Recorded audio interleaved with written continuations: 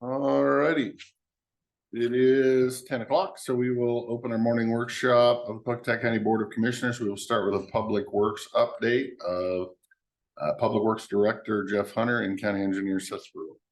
Okay, we have a few things on your consent agenda. First thing is a concurrence to award to Knife River Corporation for our federally funded curve warning signs and guidepost improvement project on Klickitat Appleton Road. This is complete 100% federally funded.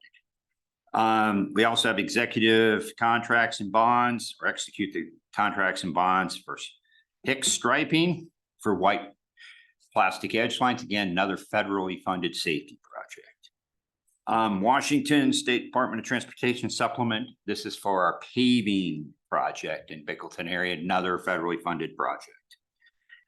We actually got that due to our good delivery of other projects. And then we also have the perspective, which is part that feds like to have 2 sets of paperwork with every step of the way. So with that, and we have a couple pay estimates. One to Winthrop for $9,245. That is for the curb and gutter along Annex 1, where Annex 1 used to be.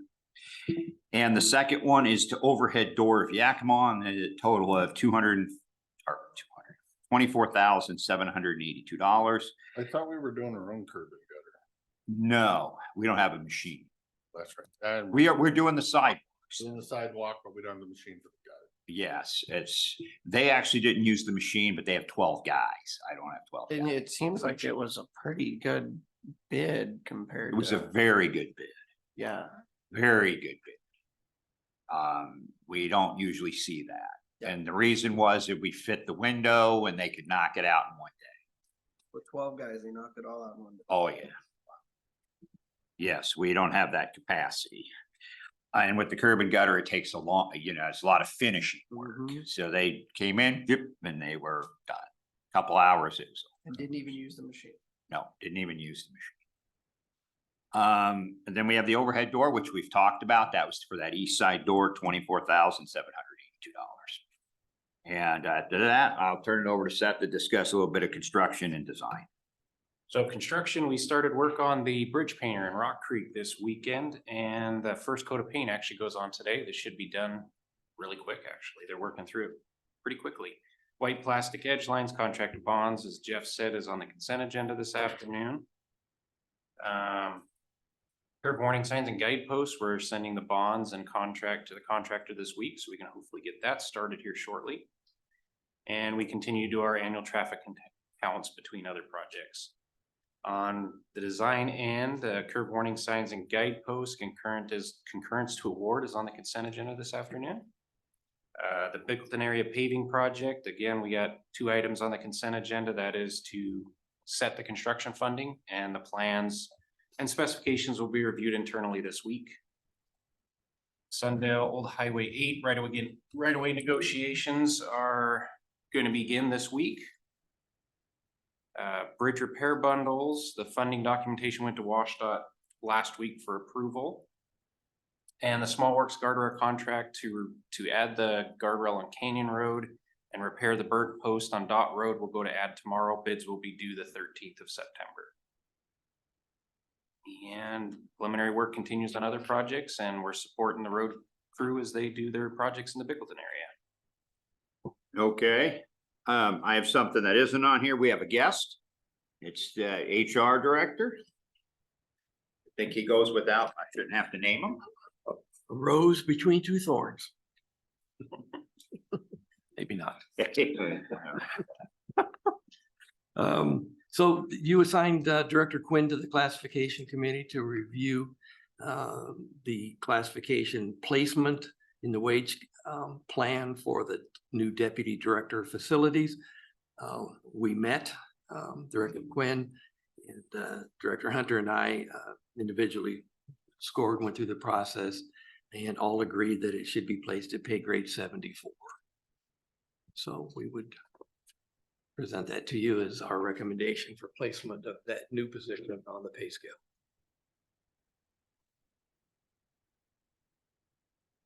What's your goal for the position works currently? Are you just reclassifying and not filling what's currently there, or are you moving somebody else up in it? I'm moving What- somebody what's his else, box?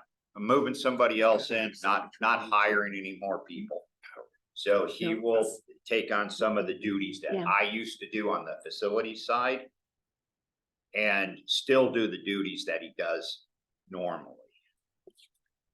So one of the main duties that he's gonna do is we looking to save money. I mean, everybody's looking to save money, but. And so he's gonna one of his biggest tasks is going to be to analyze our utility bills. And try to, and that's a very cumbersome thing to do. There's a big program and all this other stuff, and him and I are really the only ones that can do that. We're the only ones that have had that training to do something of that magnitude. You might recall that the previous deputy director was off of the wage scale and on a contract, and this puts this new deputy position in the pay scale, consistent with some managers and some of the department directors, based on their responsibilities outlined in the job description. Where does this fit in when you came to us 7, 8 months ago with what you wanted to see, is this fit into that, or did you tweak that to make this? This fits into that. The only difference though is that I had better thought changed. When we brought you that, we were going to actually hire another position to backfill his position, but we're not gonna do that. We're not gonna do that. Seth is gonna step up and take, all the stuff on the road side, and Miller takes the stuff on the facility side. That's how it works. So the current position, so we're adding more duties that you used to do. What was the current, was it 72 before? I don't know where the current person is, or I think he was I 72. think so. Okay, so it's a 2-step. Great. I think it's not based on the persons, based on the The job position. description. Right, but it's the position is Yes, that no, I understand. box is taking on additional duties and deserves to be compensated. Yes. More sharing that with the broader public.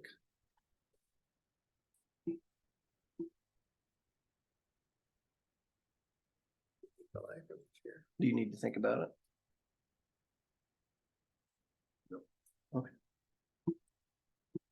Are you asking for something?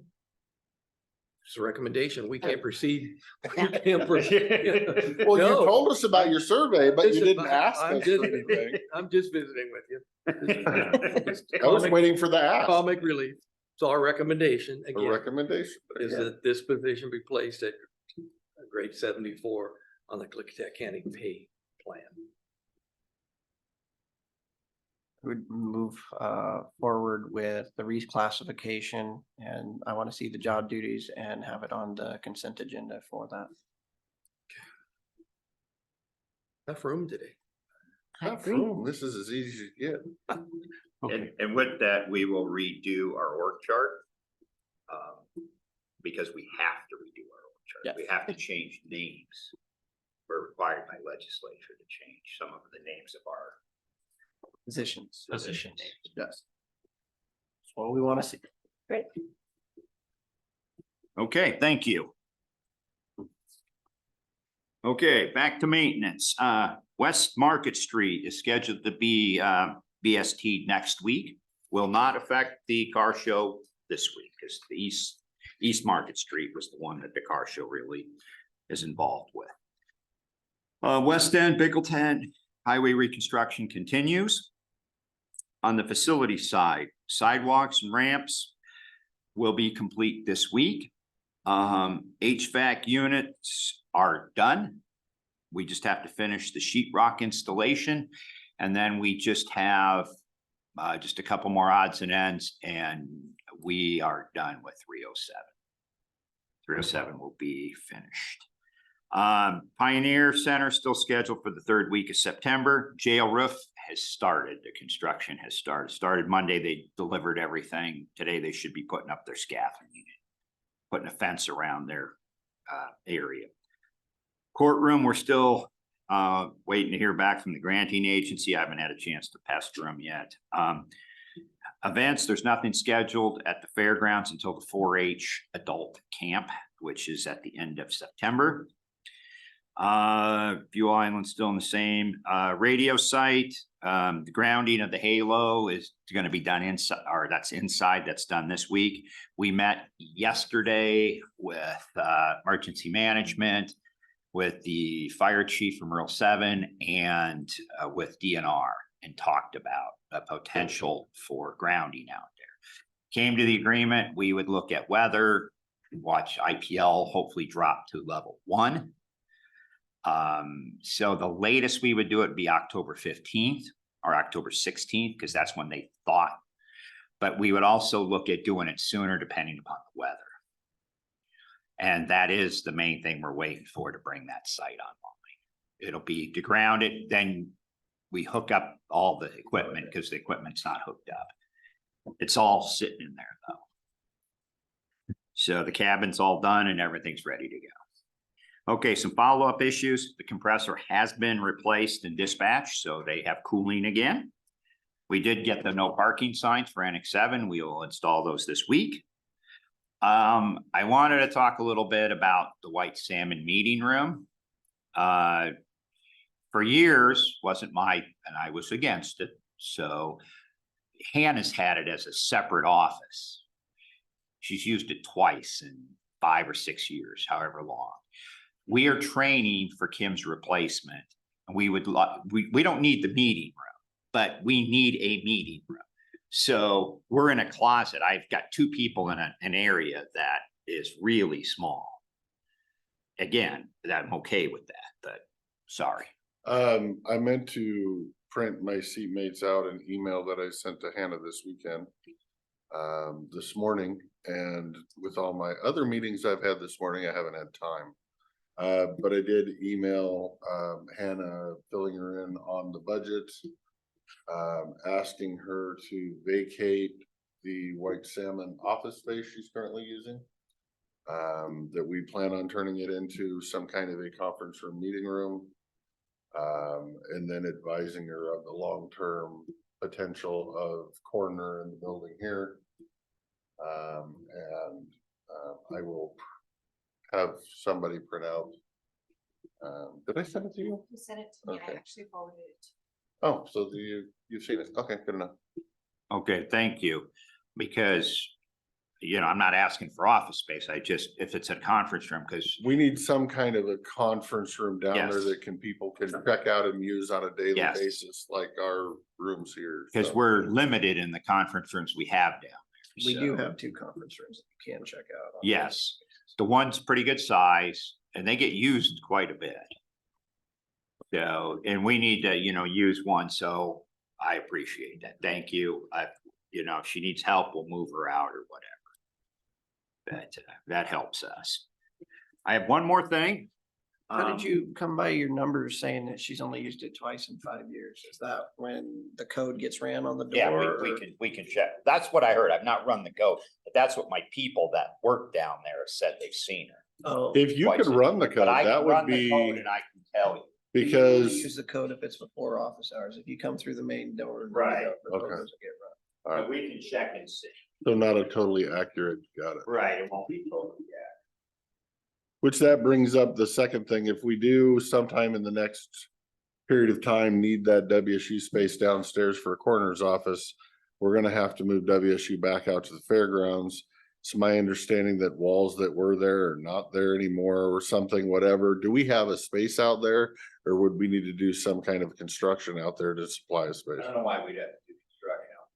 Okay, It's an office, it's always been their space.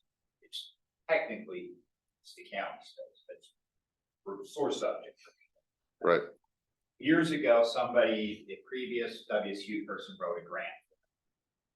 And said, well, I got the grant, so that's my space. Okay, I'm like, if that's how it works, they're all my spaces, because I wrote the grants for all those places.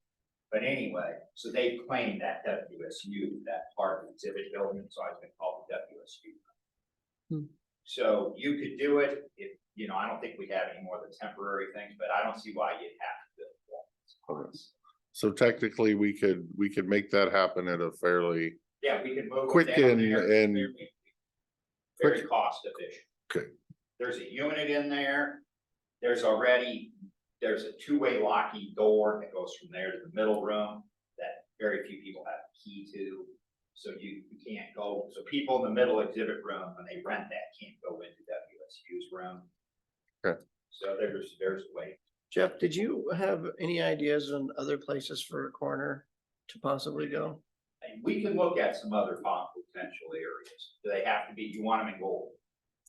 Would love them in that building over there, not in this building personally.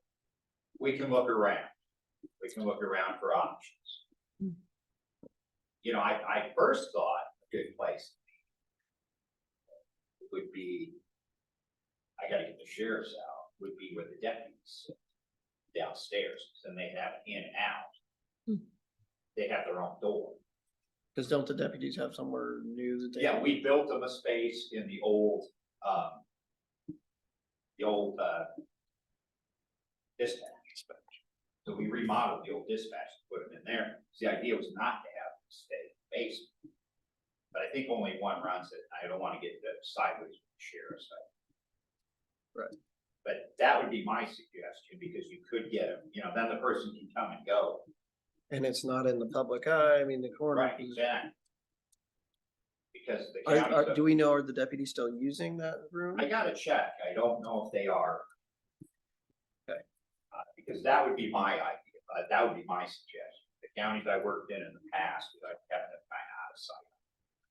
It's not like, you know, people need to go see them. They usually, you know, are I'm on site. not gonna respond with any more jokes on that. Right. I was giving you. Too easy. It's not fun if it's too easy. Sorry. It's a little show and tell. I'll make this quick. So we talked about, you'd asked about the parks. And so what we did is these are parks that the county has. Some of them are kind of a surprise to me, and a lot of them we don't maintain. But we've had a new rush on, we'd like to get stuff done at parks. And Commissioner Zoller would probably be more familiar than anybody, because most of them are per area. But, okay, we have the Trout Lake Park, which is 18.66 acres. Everybody's familiar with that one. We have the Convoy Park in Pine Vista, which most people are not familiar with, which is in Glenwood, and that would be page 2 of your. Each one of these is a park. What do we have inside that park? Do we have benches or anything? We have a picnic table, we have a light, we used to have a faucet, but I don't think I keep it, we don't keep it on. It's very minimal, but we just got hit up this year that they would like to have us do something to improve it. There's a park in Glenwood, but it's privately owned, it's not.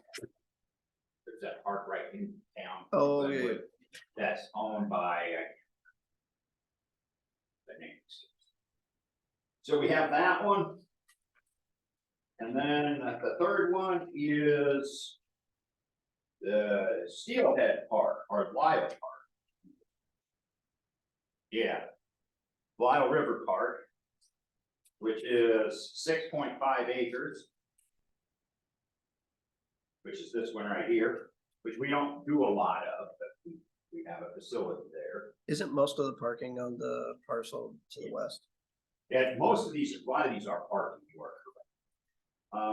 To skip real quick to, then we got the Dallas Port. And that's that 5-acre tract that we have over there that we, you know, that is a park. It was deeded with, a lot of these were deeded with developments. That one was deeded with a development. Now we go to Klickitat. Now, there's some confusion about the Klickitat. This is the mill site, but if you go to that is one parcel. It's an easy thing to fix.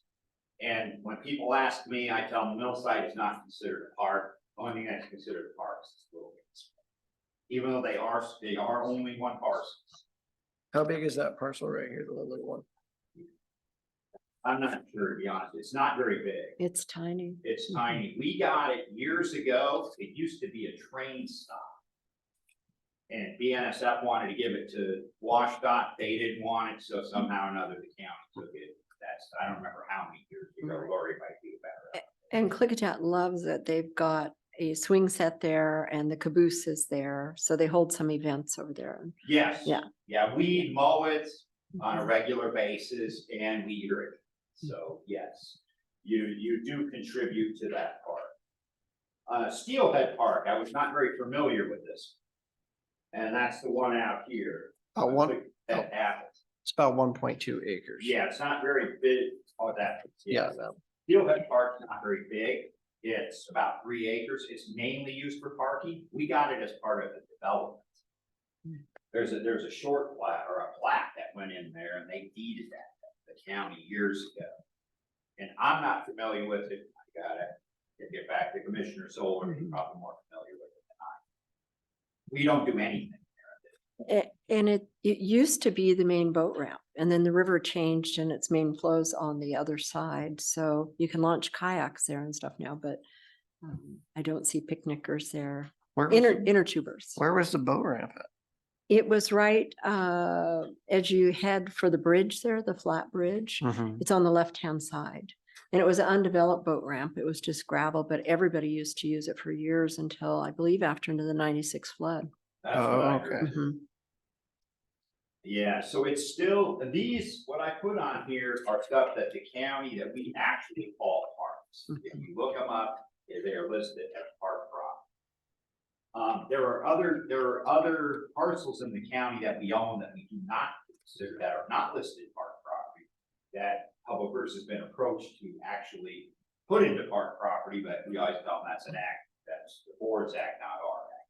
One of those parcels is the one in Klickitat, the one that they use as a boat launch. That county got that for flood mitigation after the 96 flood. They've asked to put a boat launch there. They've been asked about doing that for years. Yeah, that's not a park parcel today.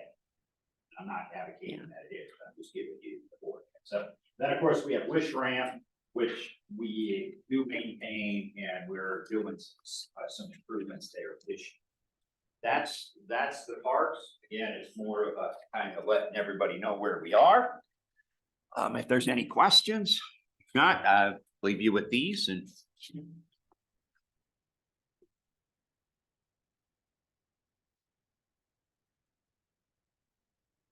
So I always knew about this part of the Wishroom Park. What of these pieces? What's going on there? We have the upper pieces. That's where the basketball court is. Oh, okay. That's what that is. Yeah, Playground up there too. Playground. yeah, there's a Very playground small one. equipment. Yes. That's the one where the tree fell over on the playground equipment. That is correct. And the lower one is just the caboose essentially. Anything Yes. down there as far as other than picnic table and a porta potty?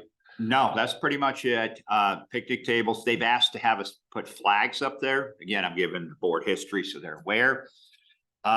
We used to have flags there. We used to have somebody that lived right next to it that took care of the park. And they've asked me a couple different times about putting flags up there.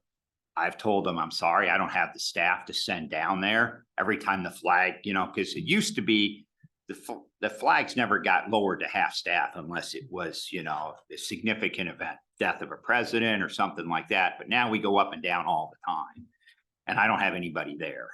Getting lights on them is pretty easy, but it's going up and down that they do. And I told them, I can't do anything. I can't send somebody down there to raise and lower the flags all the time. So that's why the flags are there. They do have flag poles there, but. Have we talked to the community council about if they want to take it on? Yeah, I've talked to them about that and they're like, well, no, we can get somebody that you could hire to take it on. I'm like, okay, that kind of defeats the purpose for me. But I've had that discussion with them. If you want the flags, if somebody will step up and say, I'll raise and lower them, I'll put the flags back there. But I get the saying, well, we could find somebody to volunteer if you'll pay them. I said, okay, that's not volunteering. That's me paying them. And when they bring it up, I always tell them the same thing, and I'll continue to tell them the same thing, that if they find somebody, we'll try putting the flags back. because we do have lights for them. So it isn't a night thing. It's a raise and lower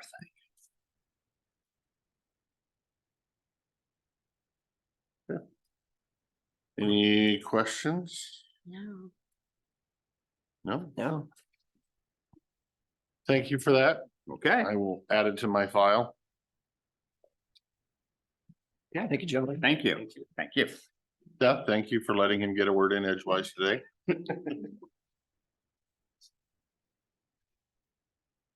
Oh, I should have went. I was drunk.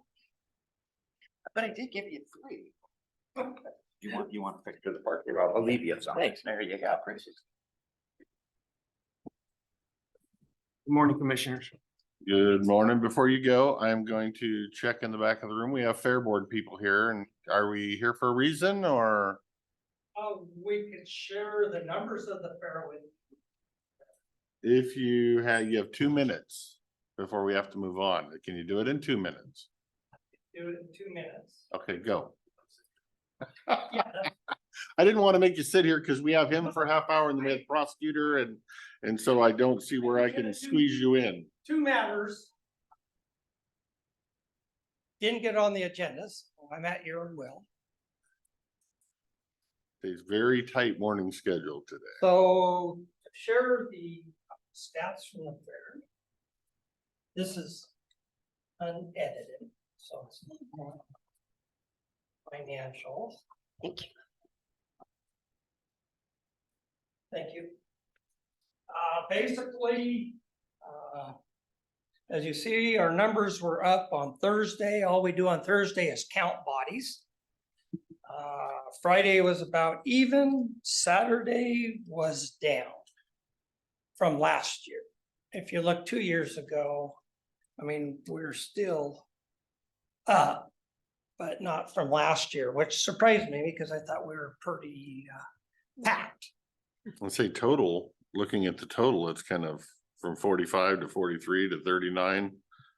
Like we're dropping year over year. Well, we're not, because if you go back to 21, we only sold 352 passes because we didn't charge for Thursday and Friday. I see. So what we do is take the passes and multiply by 4 for the state numbers. That makes sense. Yeah, plus we do not put our exhibitors in here. Yeah, I was gonna Two. say, you have a lot more exhibitors this year, it seemed like. to me. Yes, yeah, our so beef that- was up, yeah. our swine was up. We had a lot more numbers. So, and I didn't have that in here. Mhm. So the numbers kind of skew, like you said, if you just look at how many people came Right. for the day.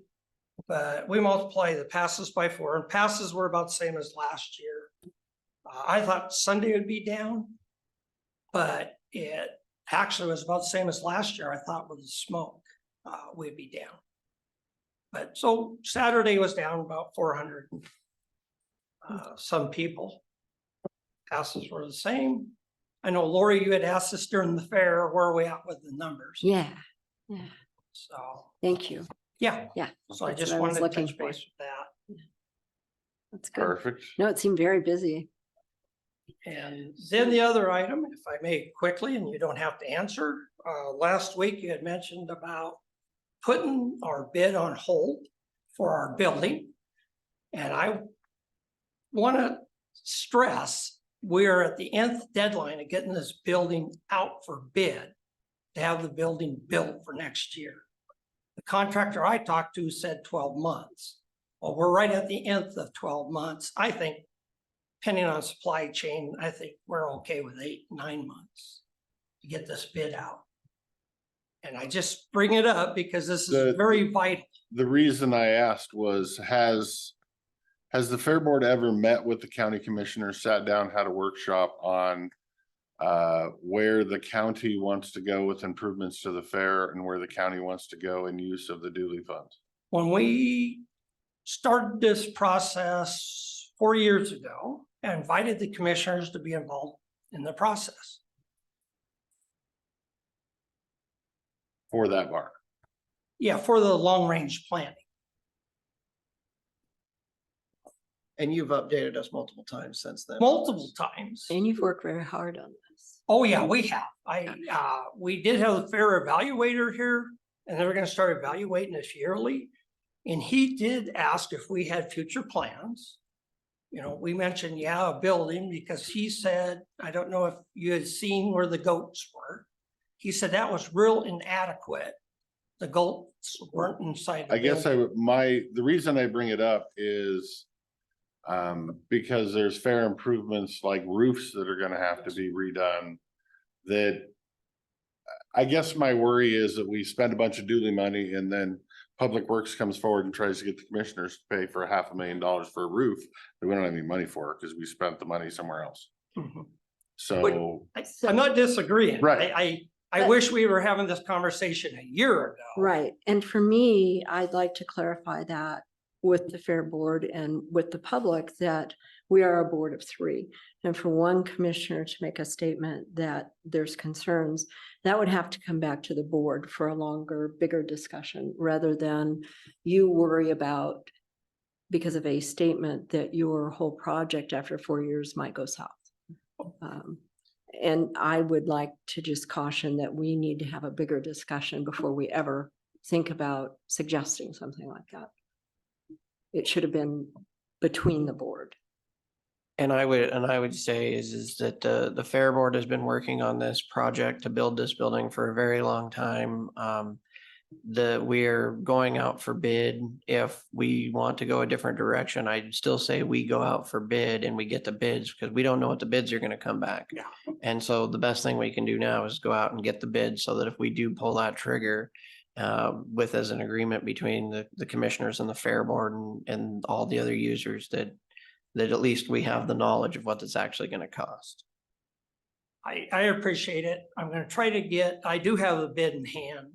I'll try to get it on the agenda within a week or next 2 weeks to call for bids. I'm sure we'd be more than happy to have discussions. You know, I do agree, we need to sit down and have a discussion.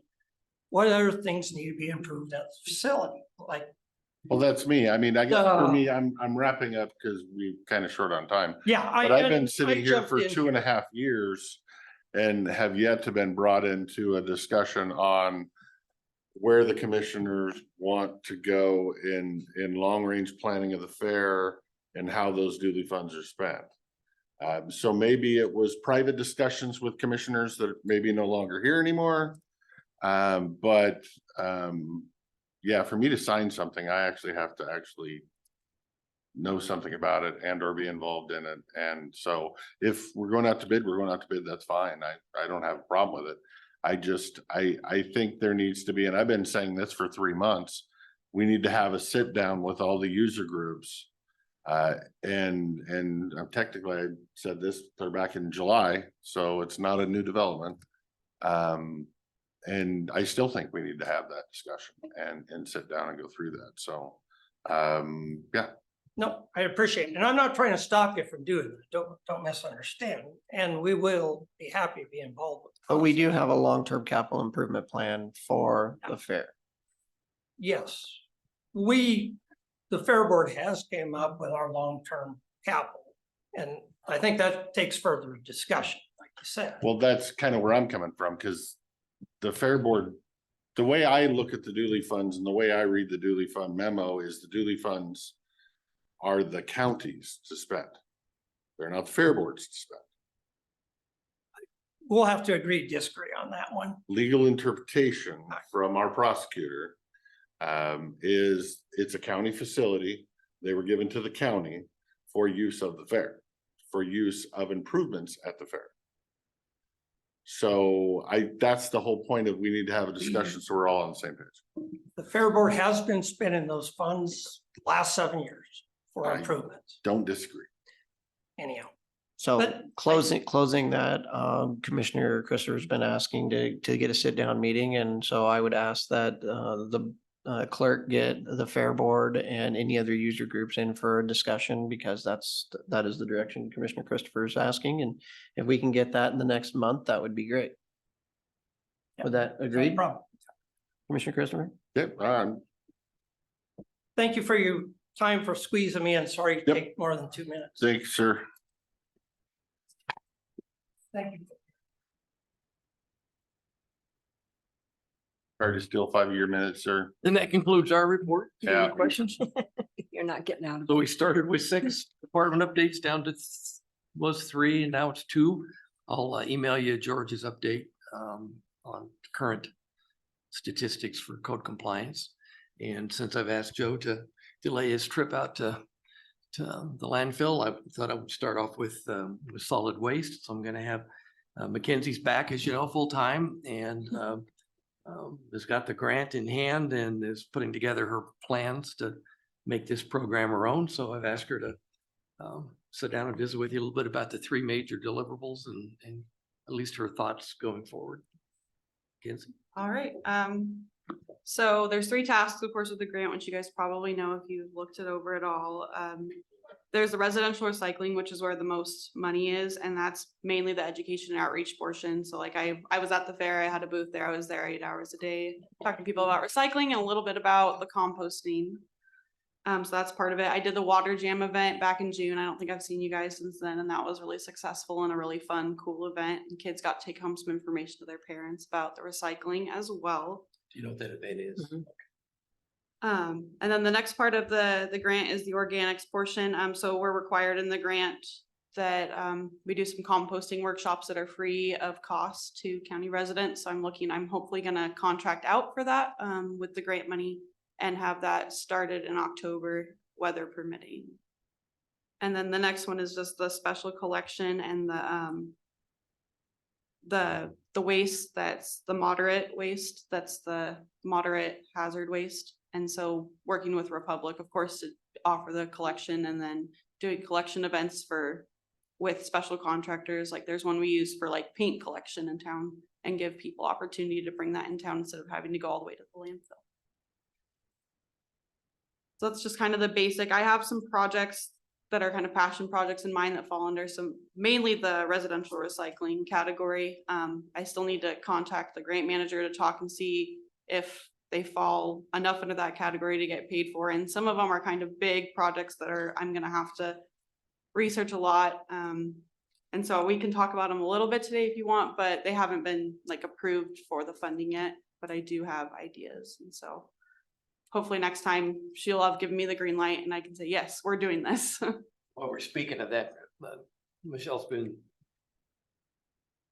former person's position now as the grant manager for ecology has been extremely helpful to Mackenzie.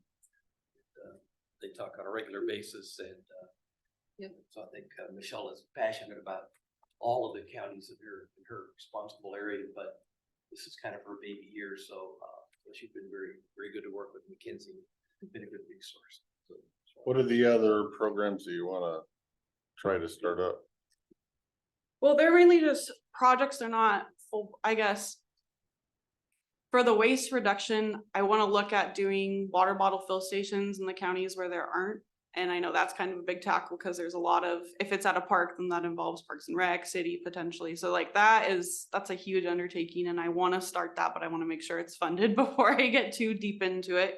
And I'm hoping to do maybe working with the chamber because they've been doing the murals around town. If we can do like a recycling mural somewhere downtown, and Republic might want to be in on that too. I haven't asked them yet, and we could get their logo on it as well.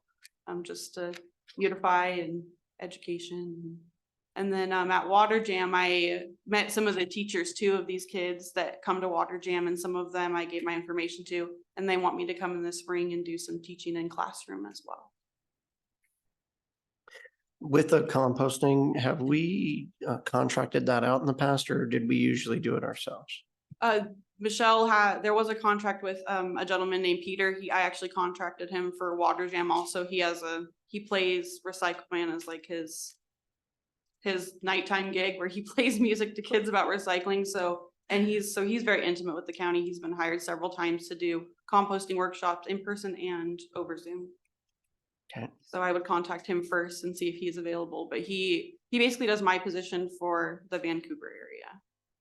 So I'll follow up on your question, Commissioner, the programs, the projects, she has a lot of discretion in how she reaches these deliverables and how she puts those together, different events, different type things. that's what she's working with Michelle, is to make sure that they check enough boxes that we get reimbursed for them and meet the goals established. The goals are fairly broad in the grant to give us a lot of latitude, longitude on those programs. But it's really Mackenzie's opportunity to make it her own, working with the state, and, learning from the other folks in the other counties to do the same thing. So. And the fair, you want to talk about the fair? Speaking of the fair. Yeah, I was at the fair and it wasn't crazy busy under the grandstands, but I definitely learned a lot to make it hopefully more successful next year. I think I was under the grandstands, so I think being outdoors next year, and I know in the past we've partnered with Kiwanis Club, I guess, to do free snow cones and things. And so I didn't have any like gimmicks for the kids or really cool. I had stickers, but that wasn't very cool, I guess. So just different things. And I've been contacting somebody that does kind of things with logos and stuff, but it's all recyclable materials because I don't want to put a lot of new plastic stuff out because I think that's counterproductive. So. And we'll also re-engage the high school seniors, typically come out and man the booth. So she's. So I know they've had stainless steel straws in the past, and here Kiwanis is folding it up, packing it in, and Oh, okay.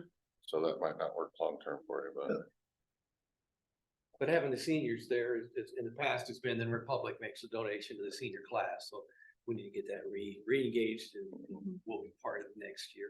And she's working on the identity of the program. You can see she's got a shirt and bought a table display, and usually when you go to these things, like we've talked about when we did the employment fair, having a certain amount of bling, I guess, or branding is, it's. Where were you at in the building, by the way? I was under the grandstands. They put me on the very end next to all the empty ones. And so a lot So of were you on the side with the cafeteria or the side with the bathroom? by Cafe Genevieve's. Okay. Yeah. Cause I didn't even get down that far. Oh, yeah. A lot of I'm like, people. I wonder why I yeah. never saw him, but that would make sense. Yep. Either that or I went in with food on the brand and didn't look around, so. Yeah, I think it's a better choice to be outside. Yeah, I think so. I know people were saying that in the past. It kind of depends on the fair board. Sometimes they try to focus under the grandstand. Sometimes they try to focus outside. And this year it seemed like kind of the focus was outside. So My only contribution was the wind kept blowing over the bottle recycling thing, so. Figure out how to keep those from blowing over. So she learned a lot, and I stopped by a couple times and there was people there talking to her, so it's just establishing visibility. And I think Joe had brought in some of their composting. yeah, I had the Recycle bins. Recycle and bins. Compost bins, yeah. So See if anybody wanted to buy any. we have some of those. Anybody buy any? no. Would you like to buy them? yeah, no takers. Okay. Anything else? Any questions for you should be seeing this, it's already got approved as to form, and so it should be on the consent agenda maybe next week, hopefully. Yeah, I So, but I sent it to you, so it's the same one, but it's good to go once we get it approved. So. All right, then I'll kick it over to Joe. I want to talk about a few. Yeah, I was just gonna go over this summer's out there. You guys know about the Newell fire. They stopped it. They had a lot of their guys working a shift and then come in and stay all night and into the next day. And we probably didn't know is it put them about a day and a half behind, and cans started stacking up down in the intermodal. And so after a week, the following Sunday, they came in and worked and got caught back up. And then on August 8th, another fire broke out about 3 p.m. that was right by the entrance and started in the ditch. They don't really know if a intermodal or if a truck was dragging something or somebody threw something out or what. But luckily, the Roosevelt chief was in the grader and he just ran over there and got a line around it. And Roosevelt was really quick to get up there, so they had got that out quick. Held it to about 2 football field size. The transfer stations, they had some recycling can shortages in July, and Dallasport and BZ Corners, they were kind of having to turn people away because they were bringing all the cans they had up to Goldendale so they could keep the route trucks, emptying that. The new backhoes haven't really worked out yet. One of them got out to Goldendale and broke down the first day, so something major that's gonna take a while. And then the other one's getting a grapple rebuilt. So hopefully they get those out here pretty soon. The landfill, they're starting to go up on the new expansion. They're kind of going to do it in sections. They got a lot of gas wells up there that they have to deal with. Some of them they're going to abandon. Some of them they're going to run out. They got a crew coming next month to run out a bunch of them horizontally out to the edges, and then they're going to just start filling up on top. And when they get done, they'll come back and drill new wells for some of them, certain areas. So, And for the public, the expansion's vertical. yep. Footprint. Yep. The same. Right. Yep, they're starting to go up on that, so. And then Zach, he ended up hiring another operations manager, met him a couple of times. I believe his name was Greg.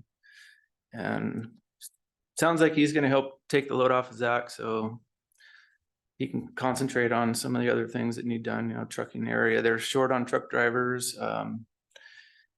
Zach's gonna try to implement a CDL plan to get some of his guys to get trained, and then they have to work there for a year or two or whatever to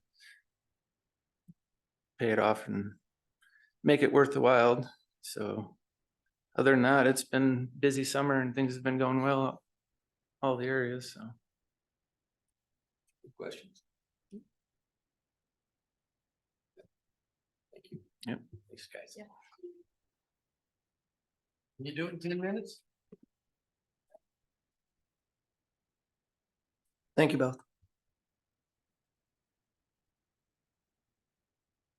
Share my screen up there if that's okay.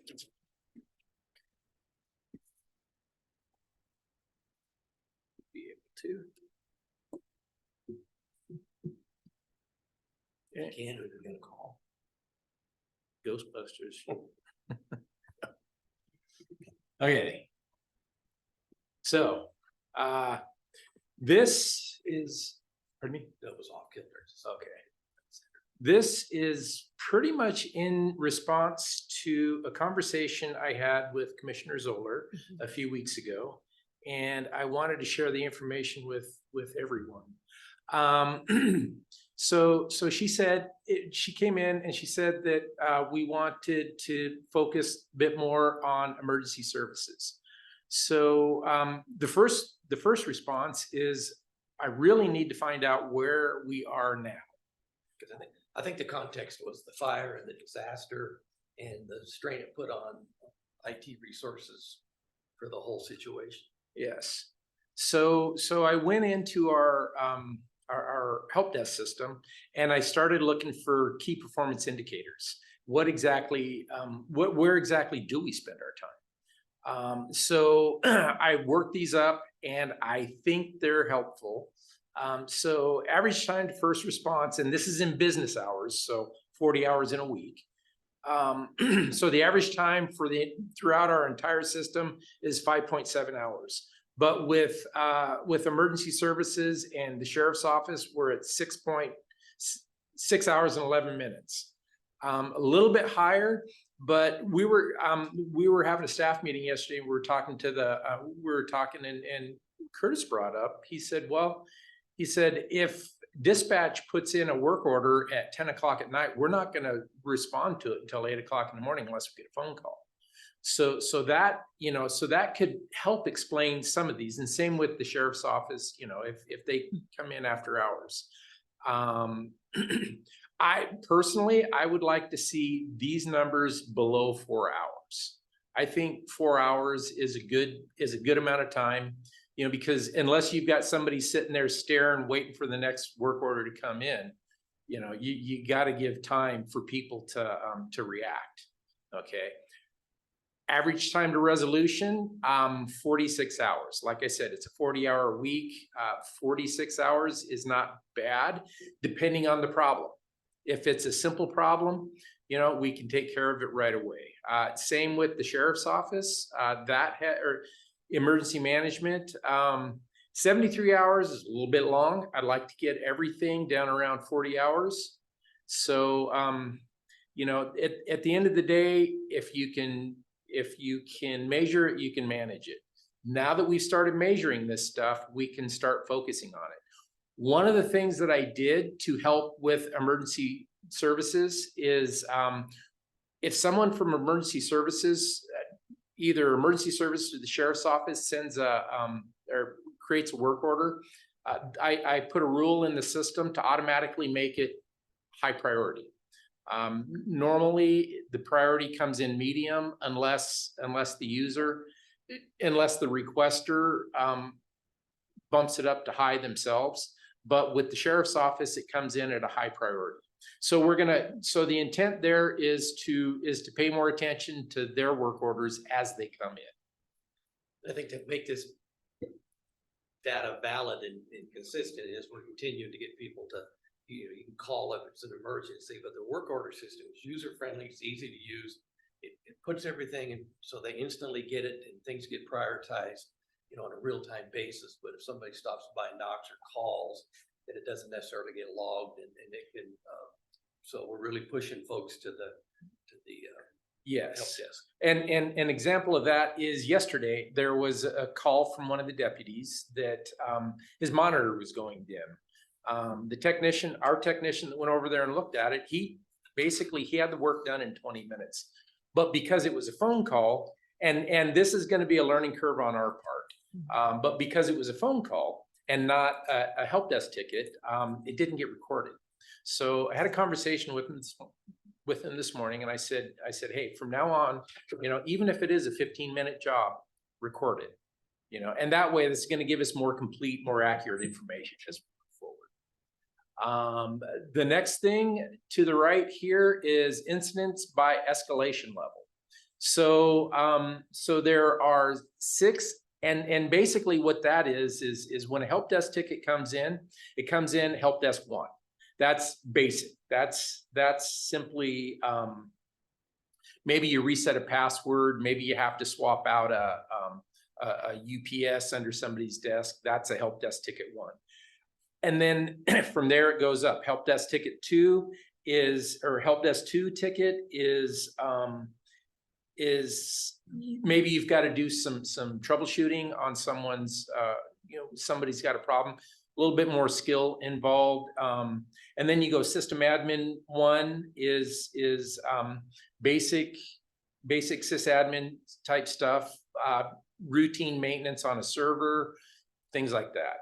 Sysadmin 2, instead of routine maintenance on a server, maybe you're troubleshooting a problem with a server or a network application like Spillman or something like that. So you're more involved, you're troubleshooting. And then it goes to senior admin type position. And that person is more involved in maybe making system changes. Maybe a department comes and says, we want to replace this application with this application. So a senior sysadmin would take something like that on. And then it goes up into the director level, which is basically saying that budget, things like that. But, we're a small team and we share jobs. We're not big enough to silo. So we share jobs. So what it comes down to, and it looks like here, help desk 1, got this thing in front of me. I can't get it.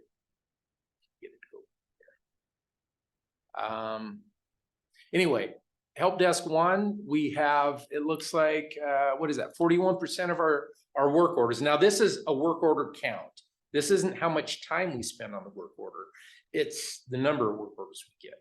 Okay, so 41% of our work orders are help desk 1. Okay, help desk 2, we're at 31%. Sysadmin 1, we are, I can't read, 24%. And sysadmin 2, now I've only set this up a couple of weeks ago. So, gosh, I can't get anyway, sysad. My mouse is not cooperating. We only got 5 minutes. So on there, it says like your average time to first response is 5 hours and 17 minutes. Yes. It says the previous record was 14 hours longer than that. Is that because, why is that the case? Is it Good question. That's a very good question. Why was it 14 hours longer? Honestly, I set these up 2 or 3 weeks ago and we weren't paying attention to it. We didn't know, like I said, if you can measure, you can manage it. And up to that point, we weren't measuring it. This will also help us with year-end report, is that they can go back, granted, this previous employers can go back and look at the type of calls we're getting, work tickets, the level of complexity, and it helps set the goals for the next year. And what I, just to pinpoint for you, what I was specifically looking for was after hours support Okay. for public safety and employee safety in the field, to ensure that if they're out and something goes out at night, they have immediate support to get their computer back up or their phone back on. To answer that, yes, I get calls sporadically in the middle of the night. I've had phone calls at 3 o'clock in the morning since I've been in the year since I've been here. Generally, and we have had conversations in amongst our staff, and we have worked out a situation where if I get the phone call, I will relay that information to the person that's most likely to be able to solve their problem. And that has been happening. Like I said, it's sporadic. Now that I say this, it's probably going to happen shortly after, but it's been a couple of months since it's happened. Somebody else had to knock on wood today. Yeah, this is Yeah. from Mike. I don't even. So yes, we do that. But could we be better? Absolutely. This allows us an opportunity to start measuring it and start managing it to get better. And there has been a previous discussion with the previous board about more IT support for dispatch. We basically do minimal stuff for them, and they have a lot of IT support from their other vendors. But that was going to be involved hiring a person to be shared between the two departments. This is a bit off script, but now that I got 2 minutes. This is a bit off script, but I did have a conversation with Jeff King.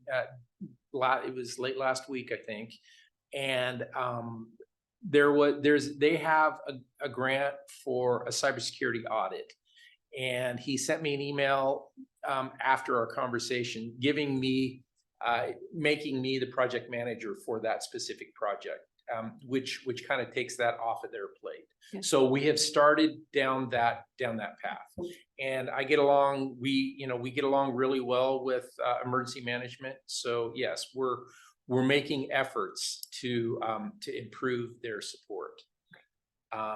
Also, this is more informational than anything. 1 minute. Okay. All right. Well, this is more informational than anything. This shows us where our efforts have been spent. This information is, like I said, I only did this a few weeks ago, so we're still cleaning out the old stuff. We had, looks like 15 that the department was not set. I fixed that problem by making the department field a required field. Our weed control seems like an awful lot of work orders for 1.5 people. The reason that is because the person that is shared between weed control and HR, most of the work order she sends in comes from HR, but she was identified in the system as being in weed control.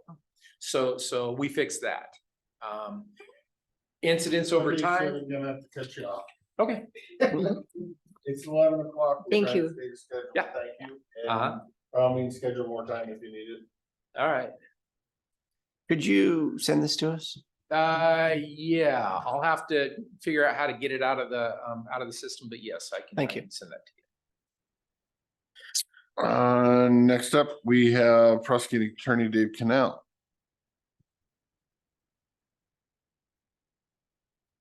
Do you have anything for open session, sir? How much time in the executive do you want? 15 minutes. Okay. With that, we'll be going into executive session in accordance with RCW 42.30.110 paren 1 paren I to discuss threatening or pending litigation for 15 minutes, which means we'll be back at 11:16.